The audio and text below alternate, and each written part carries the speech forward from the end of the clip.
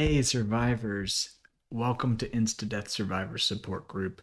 It's your eager explorer of all games narrative, Brian Hazard, and today we're going to play something special, The Outcast by Cezar Capacle. Now, I did an overview of this the other day, and today I want to give it a shot. And something else that's interesting about this that makes it special is I'm going to try to give it a shot with a tool that I haven't used before now, which is the Augur. So the Augur is a virtual tabletop. They were kind enough to provide me with a review copy of this virtual tabletop software so I can mess around and we can kind of play in the world as we do the Outcast. But let's get started and jump right in, wasting no time. The Outcast. Okay. So again, this is a solo RPG about reputation and redemption. Your character has been ostracized by a community they were once part of because of a mistake they say you made. We're going to go through all these things as we play, so I'm going to skip those for now.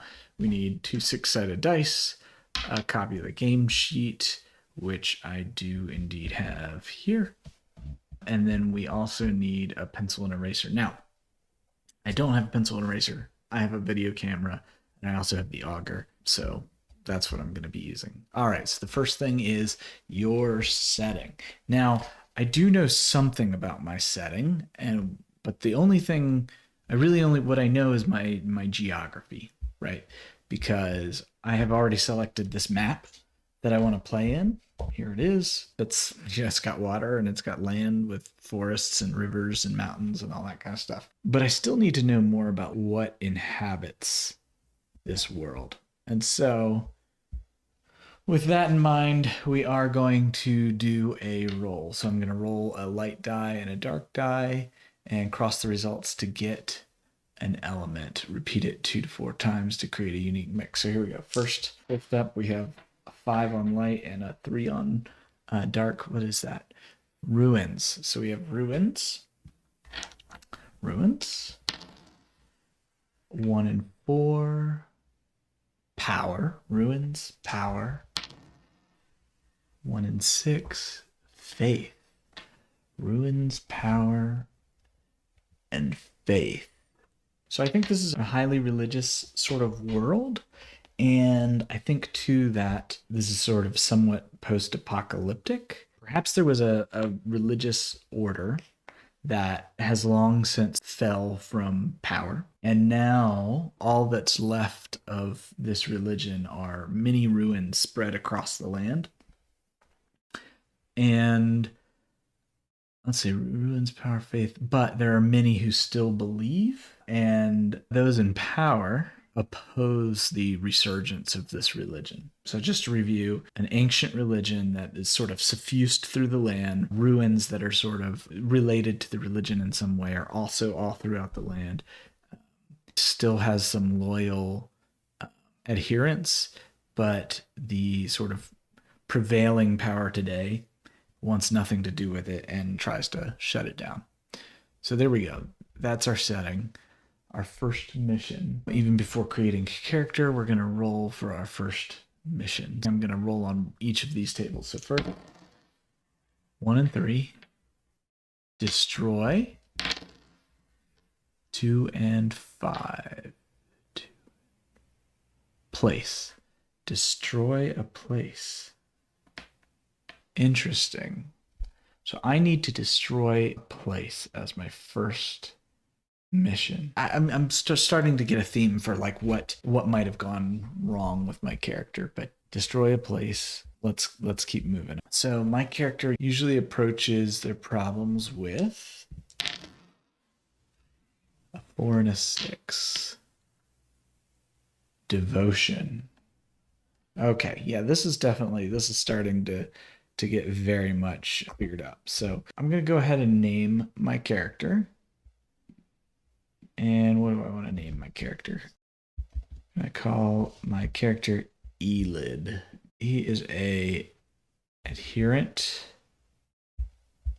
to ancient religion. And we're going to say a devoted adherent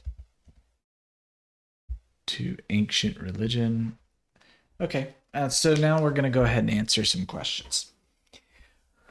What was the group that I belonged to? So I think that I was part of sort of the underground faith movement. We are very much a persecuted group, and we're going to call this religion, let's name the religion, devoted adherent to Pogwat. We come up with stuff on the spot. Devoted adherent to Pogwat. So this would be, I guess, Pogwatism. I don't know what Pogwat is at this point, but Pogwatism. All right. So I was part of this underground group, and in one of the ruins that I recently visited, something happened. I think that while I was worshiping, the ruin was revealed not to be what it appeared. It was actually some ancient evil sort of opposition to Pakwatism, right? Sort of awakening of a demon or something like that.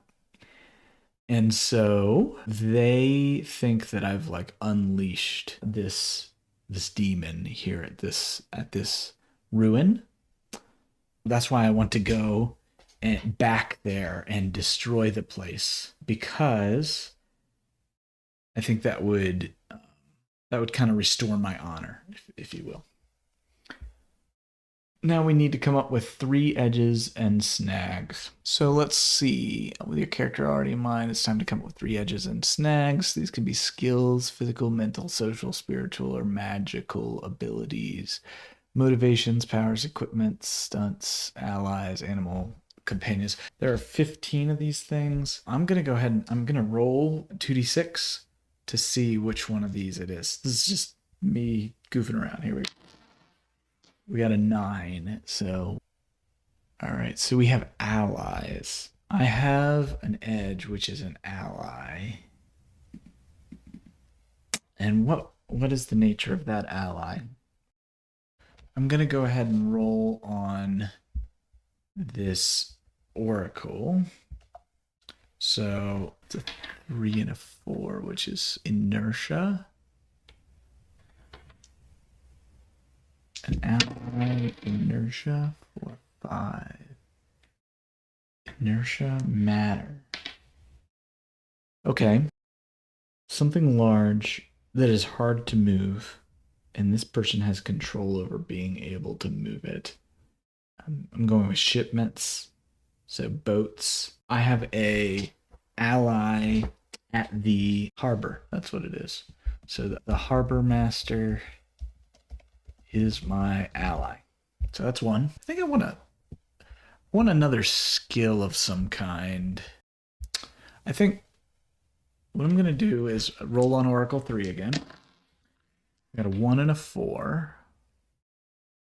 Air. Well, I actually got a 1 and a 4. Oh, this is 4 and 1. Sorry. Abundance. Air abundance.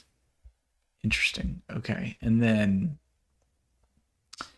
I'm going to roll on this edge generator as well.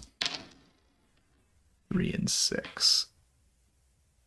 3 and 6. Opportunity. Find favorable coincidence.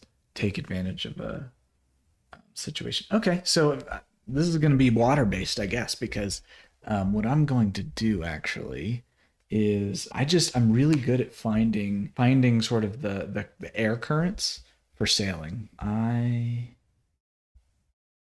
can find wind currents like no other. Okay. And I need 1 more edge, so I'm going to do the same thing. This time, I'm going to roll on Oracle 3. We have 6 and 3 is bond. 5 and 5, bond peace. Okay, that's interesting. Bond peace, I'm going to roll on the edge generator. 1 and 5. relieve, reduce damage, effect, mitigate consequences, remedy situations. Remedy, bond, peace. And then let's also go back and look at this list of possible things. Remedy, bond, peace. I'm going to go with a motivation. I'm determined to end Pogwatist persecution. Okay, now I need to do snags. So these are things that complicate my character's life. Let's see. Spiritual, physical, mental, social, spiritual, past and present problems. Snag generator. Where are you? Ha! There we go. All right, so it's actually similar. Here we go. Oracle 3, a snag. 1 and a 3 and a 1. I mean, protection. 6, 1, 6. Darkness. Protection from darkness. And then on the snag generator, we got 3 and 3. Setback. Lose opportunity, delay, obstacles, distraction, barrier, being stuck. Protection from darkness. And I'm a devoted sort of religious type. So protection from darkness. Darkness I'm going to take metaphorically here. How about I can no longer feel Pogwat's presence. I'm going to do another snag generation here. So again, we'll do Oracle 3. We've got 3, 6. 3, 6. Decline. 4, 2. Decline scarcity. Well, that's a weird combination. Okay. Decline scarcity. Okay, and then we're going to roll on the snag generator here. 4, 6. Exhaust. Spend resources. Breath. Energy, health. Okay. Decline scarcity. Spend resources. And it's a snag. I feel like it could just be that I'm broke, but that feels boring. Oh, I'm going to go with the actual opposite of this. It's not that I don't have resources. It's that I recently came into wealth. Now everyone wants something. So this is a weird snag because it's like, yeah, it's wonderful. I have wealth, but now everyone wants something from me. So yeah, here's the character sheet where we've ended up. Elid, who's a devoted adherent to Pogwatism. His edges are the harbor master is my ally. I can find wind currents like no other. I am determined to stop Pogwatist persecution. And his snags are I can no longer feel Pogwat's presence. And I recently came into wealth. And now everyone wants something.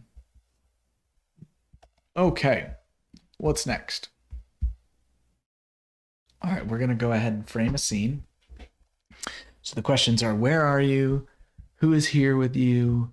What do you want here? What is stopping you from getting it? And how can you get what you want? Okay, so let's go to the Augur and start to try to answer some of these questions. So where am I? I kind of like, for whatever reason, being in this sort of wooded area. And I think I'm going to do a scene here. That looks like it could be something cool. So what is this place? My favorite Pogwat ruin. All right. I think what I can do now is just sort of drag this over here. And let's open this map. Okay, I'm gonna shrink that guy. Okay, so this is kind of where I'm at. It probably makes sense to go ahead and figure out what Elid looks like. So Elid will be a man. We're gonna deal with a paler skin because I am pretty pale. Yeah, that works. And for hair, yeah, that works. Okay, and then let's do maybe a thick beard. Same color. And cool, we'll do. Sure, why not? That looks like a devoted adherent of Pogwatism to me. Does it look like a devoted adherent of Pogwatism to you? There we go. Very cool. And as a portrait, let's do. Yeah, the years have been rough on Elid, so that's gonna be our guy right there. So that's his portrait. Cool. And so this is Elid. So we're gonna have him here. Perfect. Okay. So now let's switch back over to the book here. Let's see what we got. All right, so where are you? I'm at my favorite ruin. Who is here with you? I think it has to be a friend of mine, most likely. Or maybe it's somebody that I'm trying to convince somebody of something. What if it's the harbor master, since I have a character here and I'm trying to convince him to supply me with some kind of resource? Okay, so we're going to go with my friend, the harbor master is here with me. Okay, so let's figure the harbor master out. The harbor master can be a woman. Why not? Yeah, we don't, older women are underrepresented. So we're going to do like this. Yeah, there we go. Why not? That is definitely not the portrait we need. That's good enough. We'll go with that. All right. Okay. Perfect. All right. So let's see here. Now we're going to go back to the book and see about. So what do we want? We want to convince our ally, the harbor master, that we need a ship. And what is stopping me from getting it? Well, we're persona non grata right now. She's not sure that she can risk being known to have provided somebody like me with something as valuable as a ship. How can I get what I want? I have to convince her that it's either really important or that it's worth her while. So at least two senses. Yeah, there's like a sort of a stream offshoot of a river here, and the trees around. Birds are chirping, lots of insect noises, and sort of a subtle kind of earthy odor in the air. And what's going on around me is, well, I think maybe there's a storm in the distance, but it hasn't really gotten to me yet.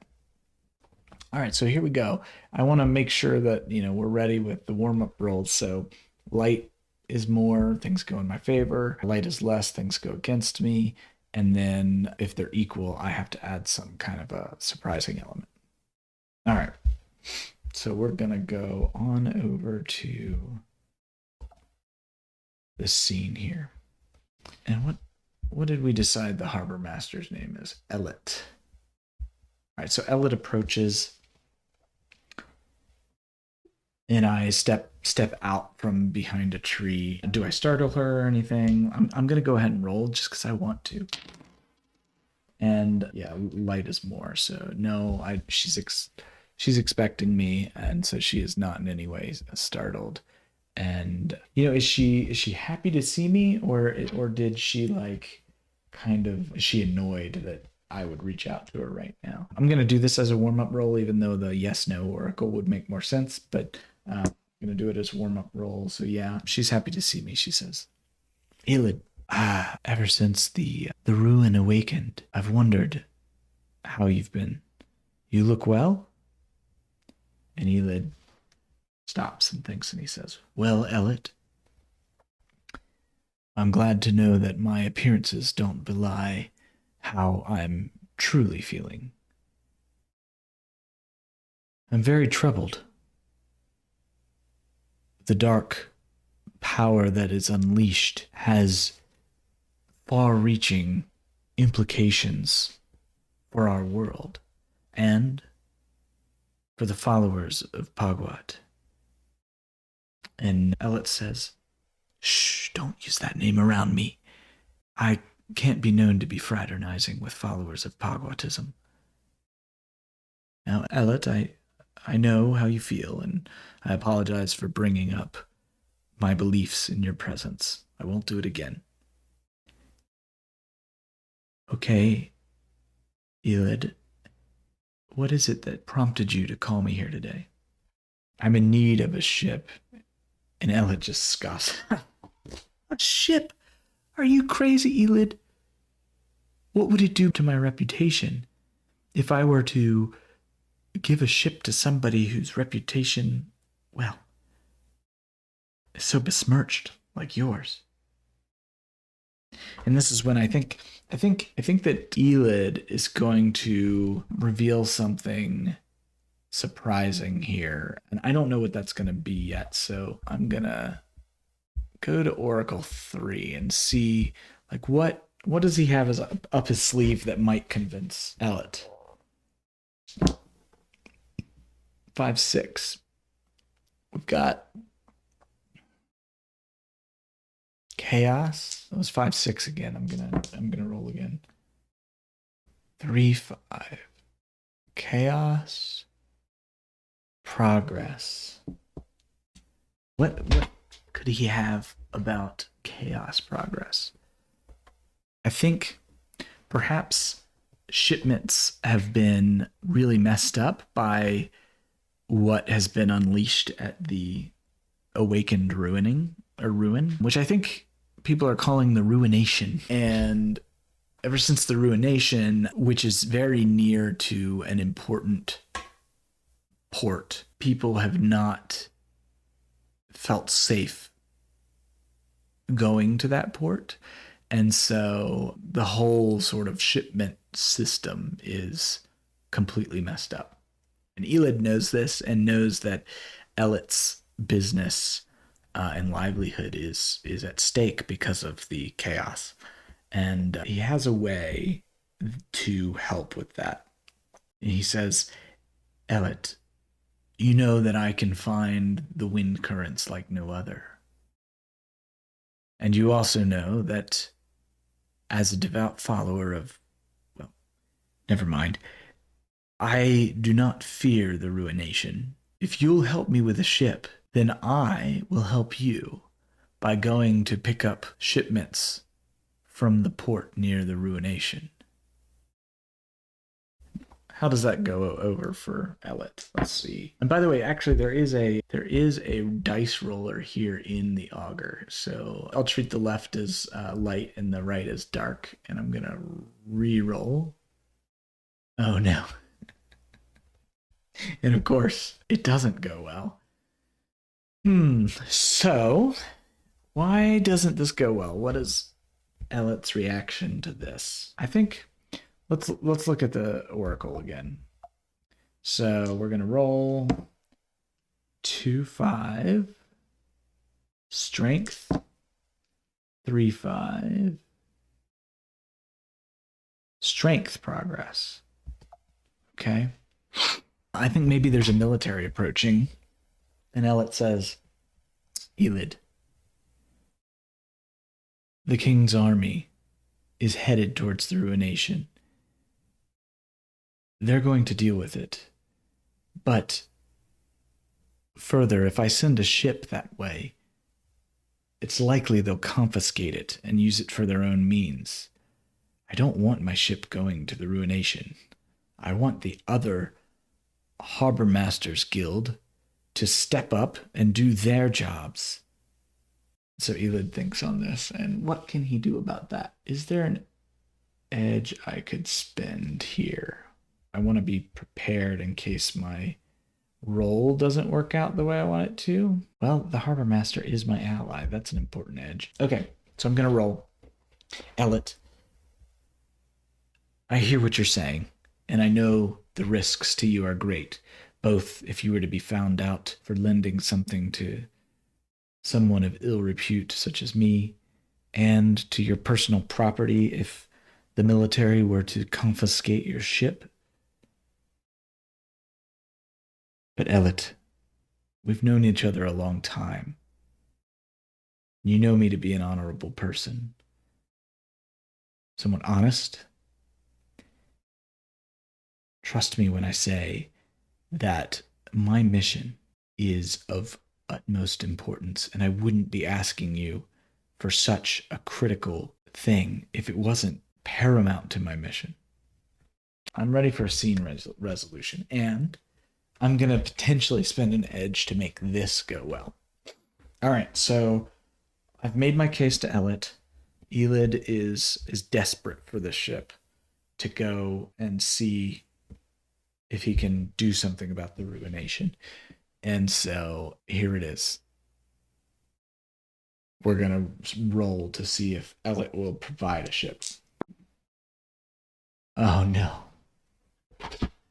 3, 4. So let's see. That lets me refresh an edge. When you finally feel blah, it's time to roll the scene resolution. Roll light die, dark die. So let's see. So right now I've got a add a refresh and edge. I think it was a 3, 5. Or sorry, a 3, 4. Right, that's what I rolled.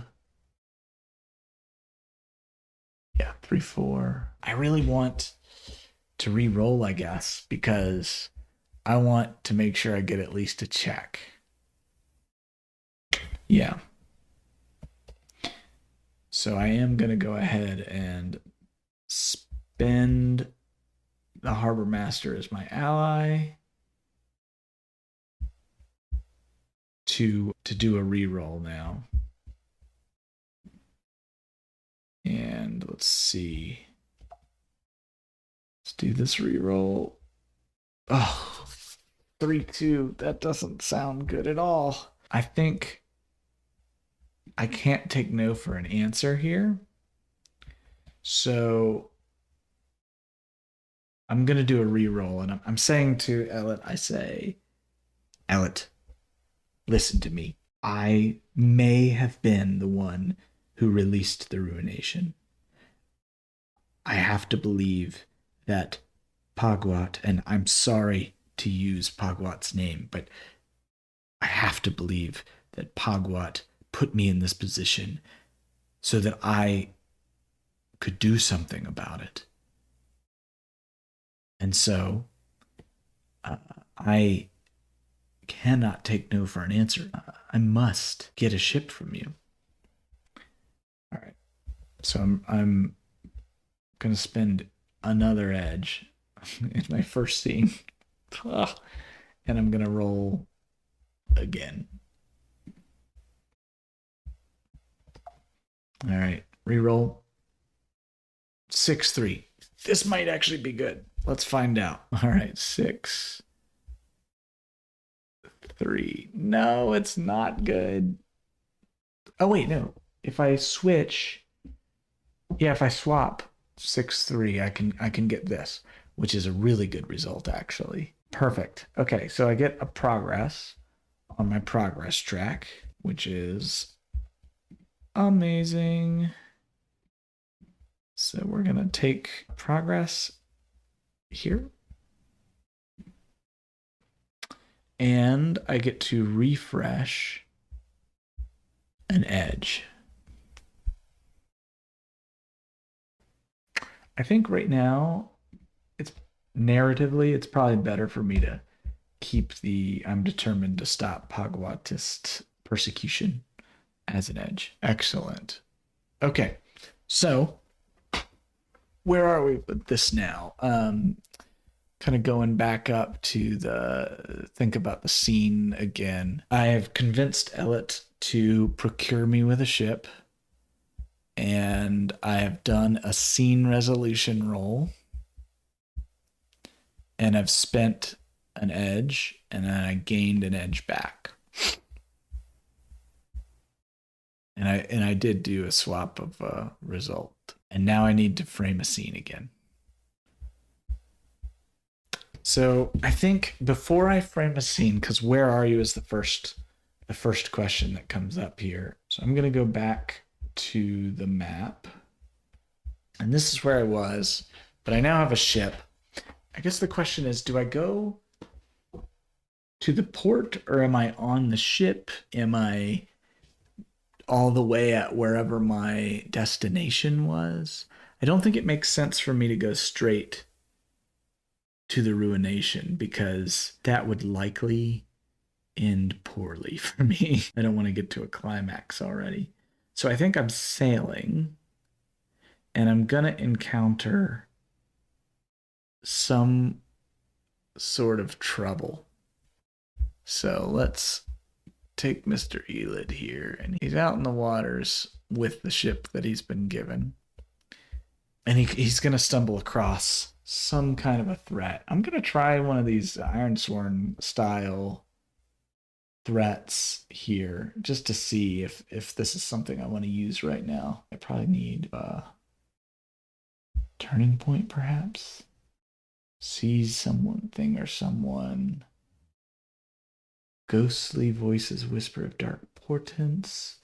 Envision what they tell you. Okay, that's kind of interesting right now. And I'm going to go with a secret alliance is revealed. How am I going to come across this? I think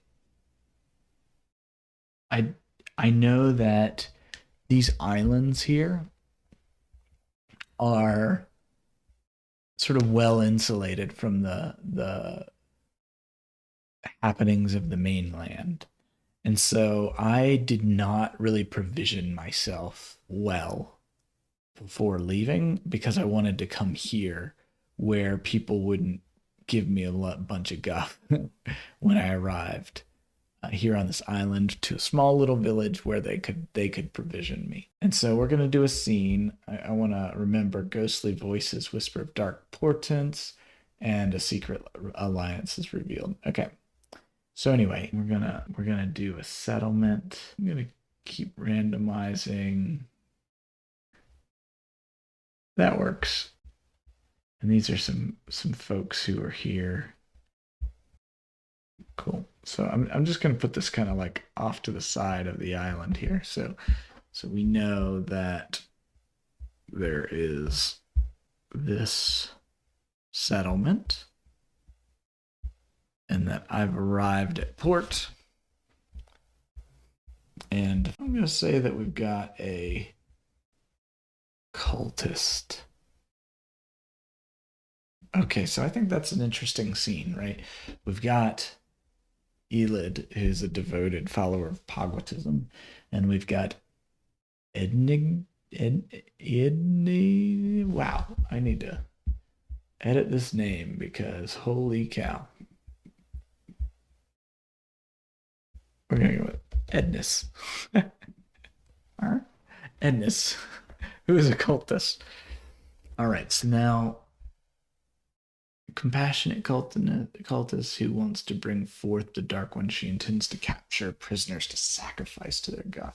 She is usually caring and sometimes doubtful. Okay, cool. That's a simple enough scene. So what we're going to do as far as a scene goes is that where are you? Well, we've arrived on Rock Island. Who's here with you? There's a number of people, but Edness, the cultist, has sort of taken advantage of the fact that I'm an outsider here.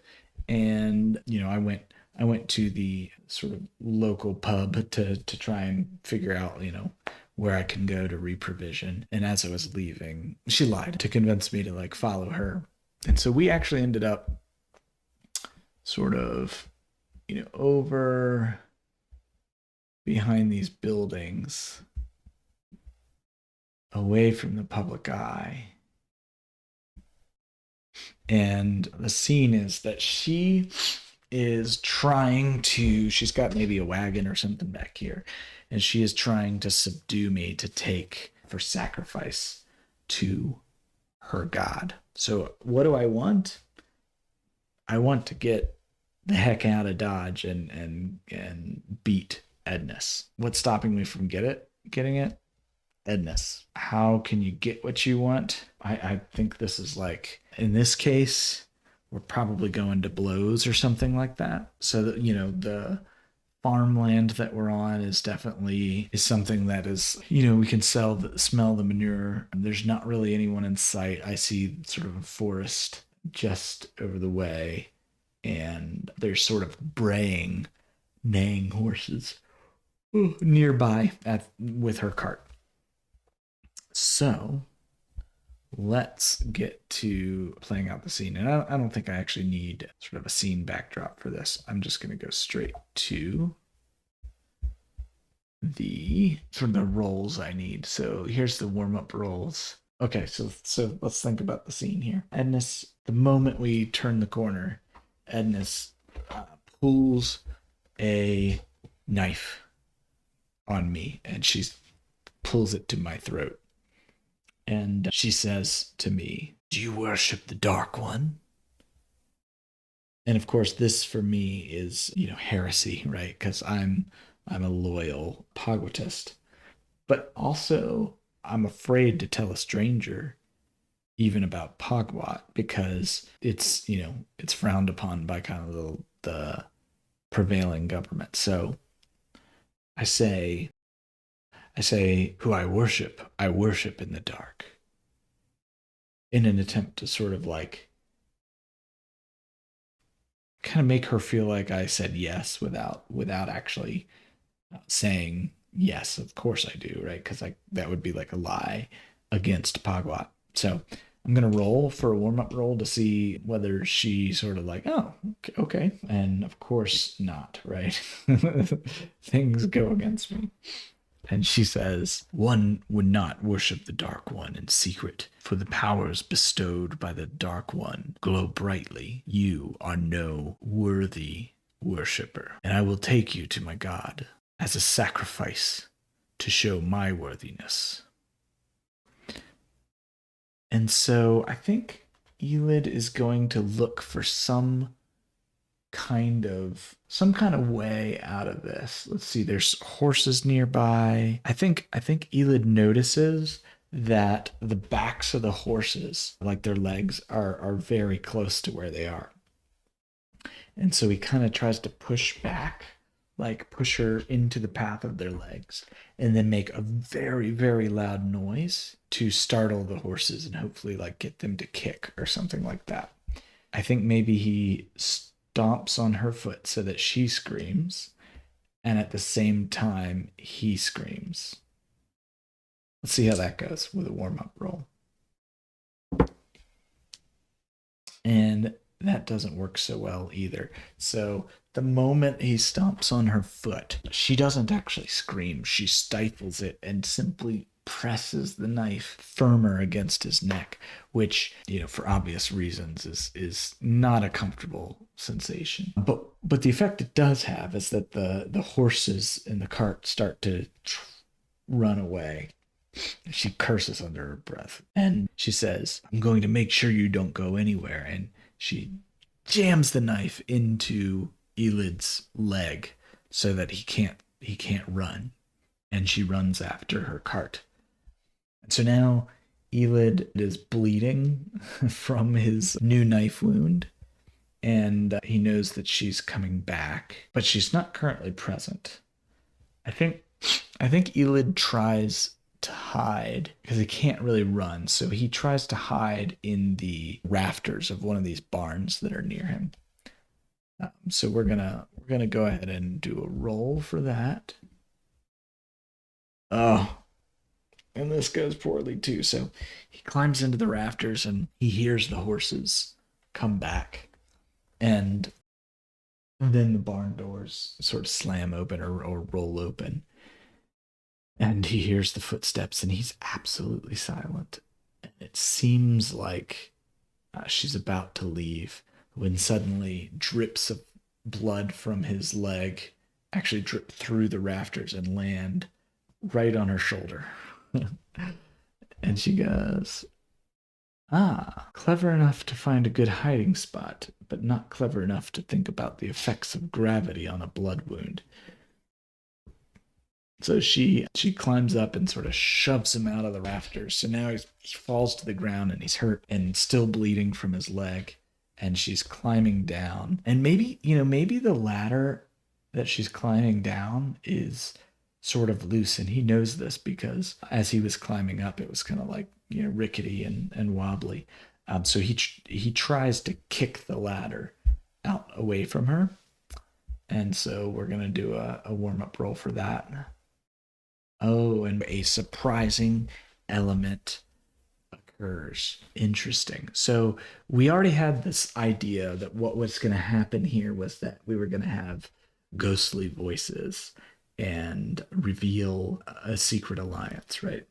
So I think he succeeds. He hits the ladder and she falls on her back and seems to be fully immobilized and even sort of passed out. And so he tries to get up, but as he gets up, she starts to sort of emit an inhuman sound, very very deep, and says, like, obviously not her own speaking, "Brother of Bagwat, do you think I am so different? We may not be blood, but we are more closely related than you might think. Much like the heads and the tails on a coin. The government you oppose, that persecutes you, they claim to oppose Pagwatism, but it is not true. And if it's not true, then what's going on? Let's do a roll on an oracle here. Okay, I'm gonna roll against Oracle 3 here. So we got 4-4. Sorry, it's pretty late here actually. 4-4 illusion. 4-2 scarcity. Illusion of scarcity. Interesting. Okay. The government's persecution is not as it seems. They, knowing human nature, and that people flock to that which they are told that they cannot attend to, they've enacted their persecution facade in order to make people more devoted to Pagwatism. And you, like foolish sheep, fall in line. Pagwat is not the lord you think that they are." And then the voice goes silent.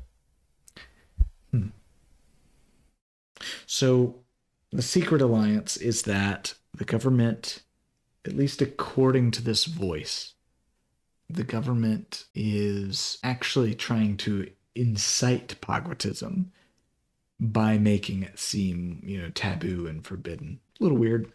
We're going to keep rolling with it.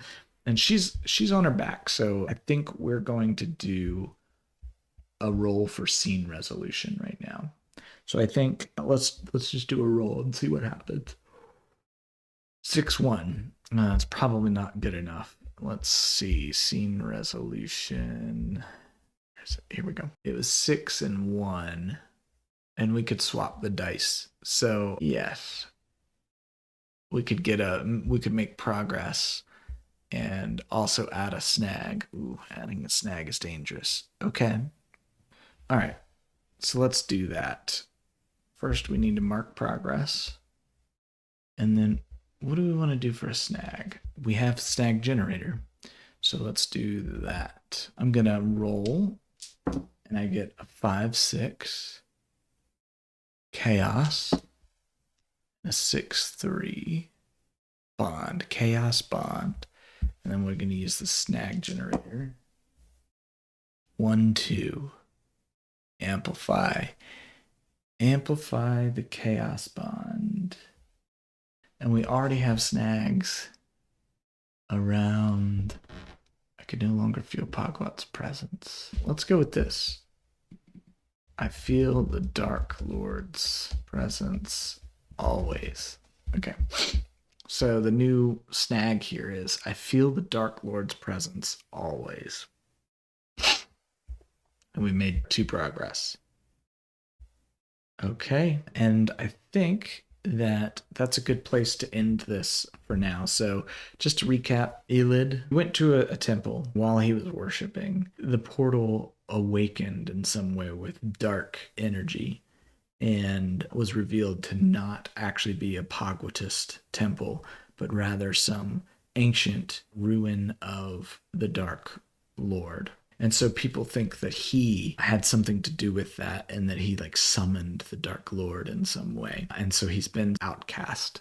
He went to his dear ally and friend, Elit, who's the harbor master, and convinced her to give him a ship. And then he took that ship to Rock Island, where he encountered a cultist who is a worshiper of the Dark Lord, who tried to hold him at knife point and take him to sacrifice him and to show her worthiness. He managed to overcome her, but as she laid unconscious, she began to speak in a disembodied voice, much deeper than her own and inhuman, clearly, that revealed that the king's government isn't actually persecuting Pagwatists, but actually they know that people are not big fans of the king, and that if they are told that they can't worship Pagwat, then they will likely try to, even more than if they were encouraged to directly. So that's the reveal that has happened. Poor Elid is injured. He's bruised and battered and has a knife wound in his knee. He can't feel Pagwat's presence. His wealth hasn't really come into play yet, or it isn't helpful. He's now feeling this Dark Lord's presence always, but he still has the advantage of being able to find the wind current like no other, and is determined to stop Pagwatist persecution. So that's where we are right now with the tale of Elid, the devoted adherent to Pagwatism.